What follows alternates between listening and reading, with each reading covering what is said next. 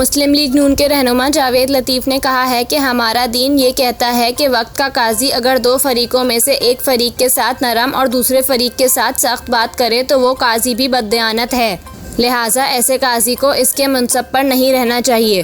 कौमी असम्बली में इजहार ख्याल करते हुए जावेद लतीफ़ ने कहा कि बताया जाए कि क्या तमाम इदारे एपॉलिटिकल हो गए हैं। आज कहा जा रहा है कि 9 मई के वाक़यात में एजेंसियाँ मुलव्विस थीं।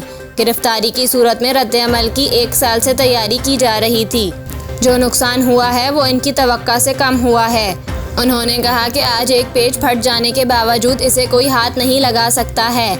आज अगर एक इदारा एपॉलिटिकल हो गया है तो दूसरा इदारा क्यों नहीं हो रहा है। फौजी तंसीबात पर हमला करने वाले तो मुजरिम ठहरे, हमला करवाने वाला कैसे मुजरिम नहीं होगा।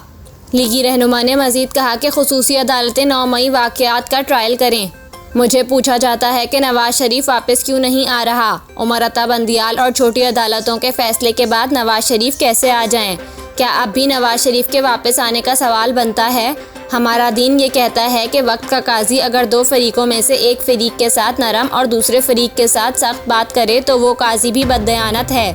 ऐसे काजी को इसके मुनसब पर नहीं रहना चाहिए। इनका कहना था कि बताया जाए फ़ौजी तंसीबात पर हमला करने वालों को फिर क्यों छोड़ा जा रहा है। आज मुर्शिद को सफ़ेद चादरों में लपेट कर अदालत ले जाया गया तो बाकी औरतें नहीं थीं। ये आज भी कुछ कुव्वतों का आलाकार है जिसे ये रियायत मिल रही हैं। ये दहशतगर्द है, इससे मुज़ाकरात किसी सूरत नहीं होनी चाहिए।